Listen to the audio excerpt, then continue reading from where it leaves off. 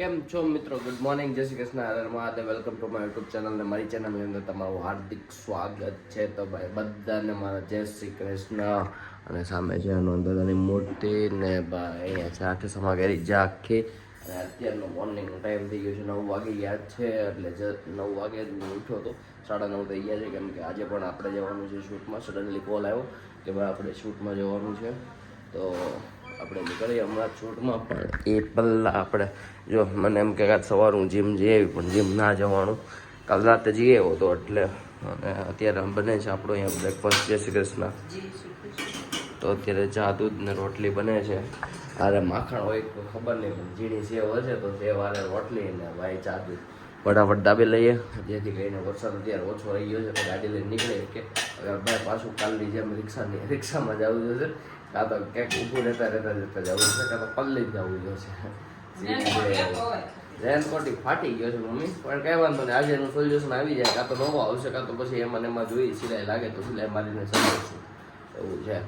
તો ચાલો ફટાફટ જો રોટલી ફૂલી ગઈ છે મસ્ત. આપણે નીકળી ગયા છીએ, મમ્મીને દવાખાને લઈને જવાનું છે, મતલબ રિપોર્ટ કરાવવાના છે. તો બધા વિચારતા છે હું મમ્મીને શેમાં લઈ જાય, પણ હું મમ્મીને મારી R15 ની અંદર જ લઈ જાઉં છું.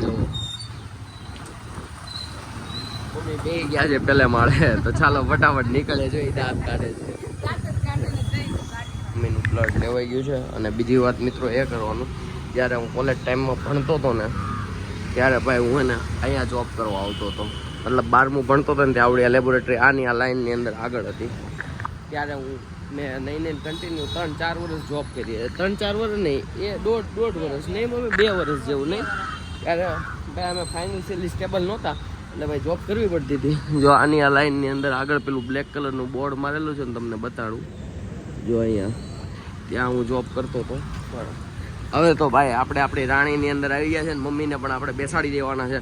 તો ચાલો બ્લડ લઈ લીધું છે અને હવે આપણે ઘરે નીકળીએ અને પછી નીકળશું શૂટમાં. અને થોડુંક એ પહેલાં થોડુંક કામ છે તે પતાવી દઈએ.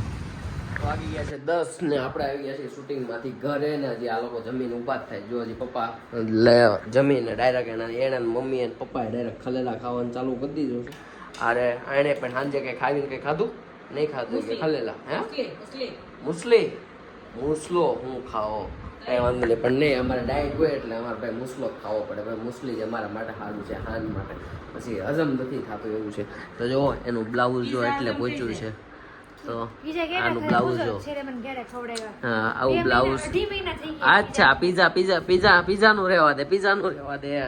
આ જો એનો કેટલો બ્લાઉઝ બાકી છે, આ એને એટલું બ્લાઉઝ ભર્યું છે ને એટલું બ્લાઉઝ બાકી છે. તો અત્યારે ચર્ચા છે પીઝા ઉપર. હે હા ઓલા યશનો ફોન આવ્યો હતો ને તે અમે હું કે પીઝા ખાધા હતા, એ પછી પીઝા નથી ખાધા. એના લઈને 2-2.5 મહિના થઈ ગયા છે. લા મેન્સિયા મમ્મી, હું તમે હું બોલ્યા મેન્સિયા મમ્મી, હા મમ્મી લા મેન્સિયા ના અમે પીઝા ખાધા હતા. જો એટલું થોડુંક અમથું એનું બ્લાઉઝ બાકી છે, પૂરું થઈ જાય એટલે આ છે. અને હા યાર બીજી વાત કહેવાની છે પણ અત્યારે નહીં કહું, મેં પછી કહીશ કેમ કે અત્યારે મન નથી કહેવાનું.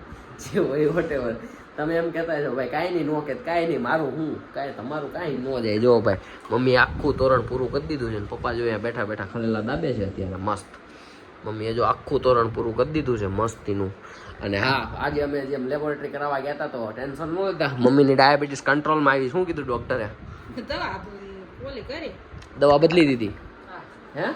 તો મમ્મીની ડાયાબિટીસ કંટ્રોલમાં આવી ગઈ છે. હવે મમ્મી થોડુંક ગળ્યું ખાશે નહીં, હો હચોડું ન ખાતા, મોડું ખાવશું નહીં રેડી છે. અમે ખાંડ બંધ કરી દેવું શોર્ટ ટાઈમની અંદર, જે થોડીક હાવ ઓછી કરી નાખી પણ હવે હાવ ઓછી કરી નાખી. તો હે હું હા તું તો જિંદગીમાં ખાંડ નામનું શબ્દ જ કાઢ નાખે. શું કહેવાય હે શું કામ આવે તો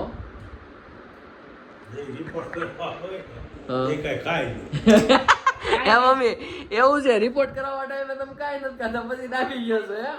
આ હું કહે છે તો પપ્પા તો હું કહે છે? હા તો રોય નહીં પછી રોજ ગેળો હોય છે ને એવો આજ ગેળો નહીં હોય. આજ મીડિયમ ગેળો હતો. હે ત્યાં બનાવ્યો હતો. તે તમે પાછી ખાંડ નાખી દીધી. વાહ ભાઈ વાહ, એક વાર ચા બનાવવામાં બે લોકો ખાંડ નાખે. પેલી વાર આ નાખે ને બીજી વાર મમ્મી નાખે. વાહ ભાઈ વાહ, બનાવો ખાંડ બનાવો તમતા, ચા બનાવો તમતા, ગળો ચાહણી વાળો બનાવો તમતા. તો ભાઈ બસ આવું જ છે, થોડીક ચર્ચા કરી લઈએ, મજાક મસ્તી હોય ભાઈ. તો આજના બ્લોગને આપણે અહીંયા જ પૂરો કરીએ, મળીએ આવતીકાલે. આજના માટે બસ એટલું. Tata bye bye, C you, good night, જય શ્રી કૃષ્ણ અને હર હર મહાદેવ.